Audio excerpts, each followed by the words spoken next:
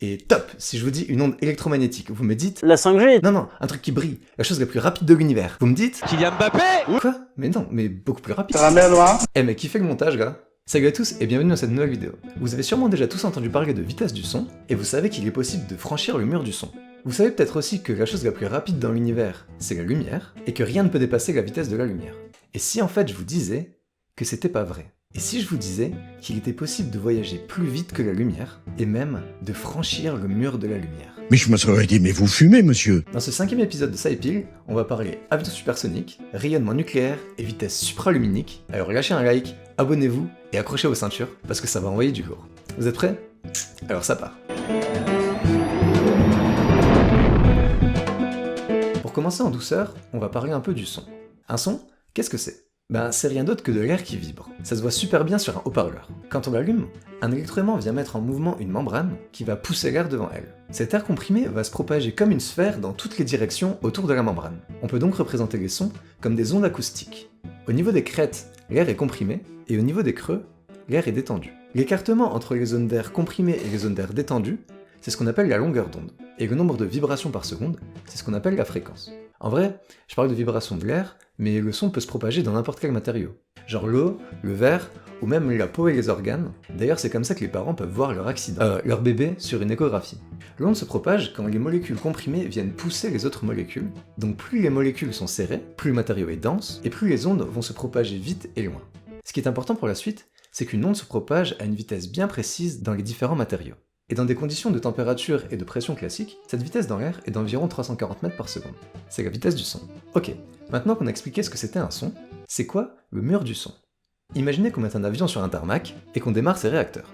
Un réacteur d'avion, ça fait un sacré bordel.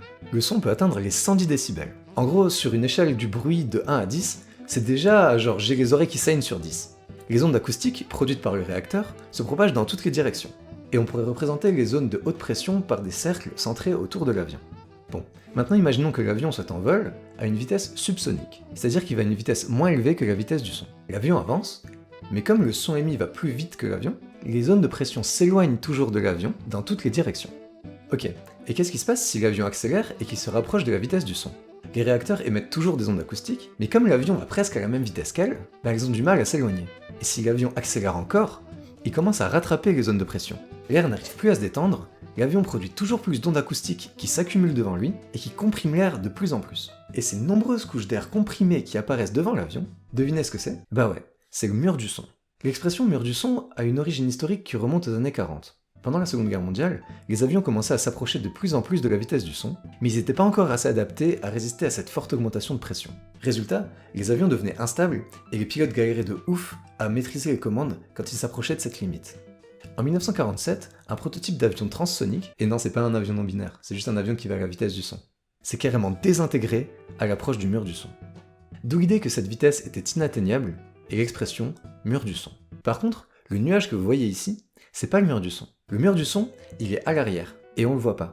Le nuage, c'est une zone de dépression à l'avant de l'onde de choc. Cette diminution de la pression, elle provoque une condensation de l'eau présente dans l'air, qui va créer un petit cône de nuage autour de l'avion. Ça arrive quand un avion supersonique franchit le mur du son, mais aussi à plus basse vitesse si l'air est très humide. Bon et maintenant il se passe quoi quand notre avion il passe en mode supersonique? Et bah les zones de surpression fusionnent toutes ensemble et créent une onde de choc. L'avion va traîner derrière lui cette onde de choc qui prend la forme d'un cône qu'on appelle le cône de Mach. Et si le pilote passe au-dessus de vous et que vous entrez dans ce cône, BAM! Vous allez entendre une énorme détonation, comme une explosion. Je crois que mes voisins ils vont pas être contents. C'est quelque chose qui a fait pas mal de bruit il y a quelques semaines, quand un avion de chasse a survolé Paris à vitesse supersonique. Les Parisiens qui ont entendu la détonation ont d'abord cru à une explosion dans la ville, tellement le bruit était puissant. En temps normal, les avions de chasse ne sont pas autorisés à passer le mur du son au-dessus du territoire, notamment à cause des nuisances sonores. Sauf que cette fois, le pilote était en mission d'assistance à un autre appareil qui avait perdu le contact radio. Et pour intervenir le plus vite possible, il a eu le droit de dépasser la vitesse de Mach 1. Un Mach, c'est un trafiquant d'êtres humains. Un Mach, c'est un ordinateur beaucoup trop cher pour ce que c'est. Un Mach, c'est une fois la vitesse du son. Ça fait environ un peu plus de 1000 km/h. La vitesse de pointe d'un avion Rafale, c'est Mach 1,8. Ça fait environ 1900 km/h. Autant dire qu'avec cette vitesse, il peut bien défoncer le mur du son. Et juste pour que vous ayez une idée de la vitesse d'une fusée, pour envoyer un satellite en orbite, il faut atteindre environ Mach 23. Maintenant, petit fun fact. Okay, I triggered. Vous avez entendu le claquement du fouet? Vous vous dites sûrement que c'est le bruit de la corde qui claque au sol. Bah non mon pote, c'est le bout du fouet qui passe le mur du son. Check un peu ça.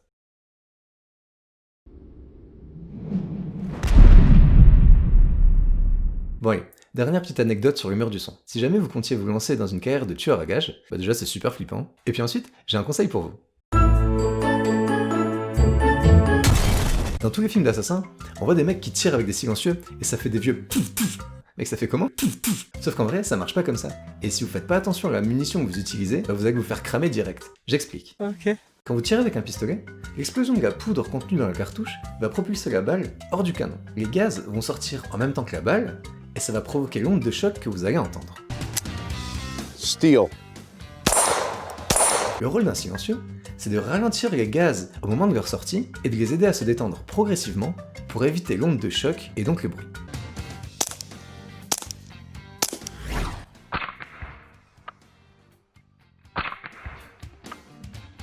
Sauf qu'il y a un problème. Une balle, ça va vite. En sortie de canon, une balle de Desert Eagle, ça va à Mach 1,3. Et vous avez compris le souci? Bah la balle va passer le mur du son, et même si les gaz étaient étouffés, on va quand même entendre une déflagration. Et là, bah vous êtes niqué. Donc lors de votre prochain assassinat, n'oubliez pas d'utiliser une munition subsonique, afin qu'elle ne dépasse pas la vitesse du son, et qu'elle ne provoque pas des déflagrations. Bon, ça fait déjà quelques minutes qu'on parle de vitesse du son et de mur du son, mais le titre de la vidéo c'est quand même le mur de la lumière. Alors, où est-ce que je vais en venir? On l'a dit, le son est une onde mécanique qui se propage à une certaine vitesse, et lorsqu'on dépasse cette vitesse, on franchit le mur du son. La lumière, c'est aussi une onde électromagnétique, et elle se propage également à une certaine vitesse. Et cette vitesse, c'est la vitesse de la lumière? Oui, c'est bien Timothée, tu suis. Commence à me parler poliment. Eh, tu vas faire quoi? Je vais t'enculer. Et vous le savez sûrement, la lumière, c'est la chose qui se déplace au plus vite dans l'univers. La vitesse de la lumière, c'est la vitesse maximale. D'après les théories d'Einstein, et surtout celle de la relativité restreinte, rien ne peut aller plus vite que la vitesse de la lumière. Et si je vous disais qu'en fait c'est faux? Si je vous disais qu'il était possible d'aller plus vite que la vitesse de la lumière, et même de franchir le mur de la lumière? Mais Théo, tu viens de dire que c'était pas possible d'aller plus vite que la lumière? Ouais, mais il y a un détail ultra important dont j'ai pas parlé. La vitesse maximale atteignable dans l'univers, c'est la vitesse de la lumière dans le vide. Elle est égale à 299 780... Quoi? Putain, mais comment tu veux que je retienne ça, moi? Et c'est une constante universelle qui est très utile en physique, j'en avais déjà parlé dans l'épisode 3 des Sapiens. Mais en fait, la lumière se déplace plus lentement quand elle est dans un autre milieu, dans l'eau par exemple. On l'a vu avant, la vitesse d'une onde dépend du milieu dans lequel elle se propage. Quand la lumière est dans le vide, elle va à sa vitesse maximale, mais quand elle n'est pas dans le vide, elle va devoir interagir avec les molécules et les atomes autour d'elle, et ça va la ralentir. Du coup, quelque chose peut aller plus vite que la lumière dans l'eau, tout en étant moins rapide que la vitesse maximale, qui est la vitesse de la lumière dans le vide. Ah d'accord, Jamy! Et c'est tout à fait possible. Et à ce moment-là, l'objet dans l'eau va plus vite que la lumière, et il franchit le mur de la lumière. Mais alors, il se passe quoi quand quelque chose franchit le mur de la lumière? Eh bah, il se passe exactement la même chose qu'avec un avion qui franchit le mur du son. Ça crée une onde de choc. Une onde de choc de lumière. En fait, en voyageant à vitesse supraluminique, ça veut dire plus vite que la lumière, l'objet va perturber les couches électroniques des atomes qui se trouvent autour. Les électrons de ces atomes vont se mettre à vibrer à une certaine fréquence, et ça va produire un rayonnement lumineux. Et le rayonnement de chaque atome va interférer et s'additionner avec le rayonnement des atomes voisins. Et ça va créer un cône de lumière, exactement comme pour l'avion supersonique.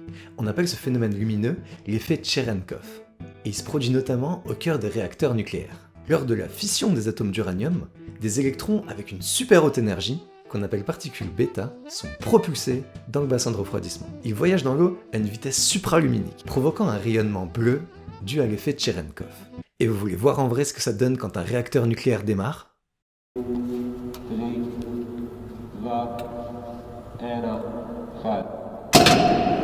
La lumière bleue que vous voyez, c'est des particules bêta qui traversent le mur de la lumière.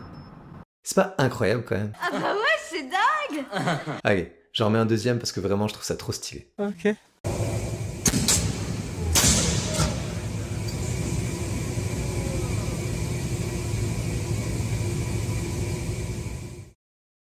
Et vous voulez entendre un truc encore plus fou? Edwin Aldrin, un astronaute américain, a été le premier à avoir reporté voir d'étranges flashs lumineux alors qu'il pilotait un module lunaire lors de la mission Apollo 11. Ça a vachement intrigué les scientifiques qui ont demandé aux astronautes de prêter attention à ce phénomène lors des missions suivantes. Et effectivement, plusieurs d'entre eux ont rapporté que lorsqu'ils étaient dans l'espace, ils apercevaient de temps à autre des flashs de lumière, et ça, même quand ils avaient les yeux fermés. Mais alors, d'où est-ce qu'ils viennent ces flashs lumineux? Dans votre œil, il y a la rétine au fond, c'est ça qui va détecter la lumière. Et partout ailleurs dans votre globe oculaire, il y a un liquide, ok? Et ben en fait c'est un truc de fou, mais dans l'espace, il y a des particules qui sont expulsées du soleil et qui forment ce qu'on appelle le vent solaire.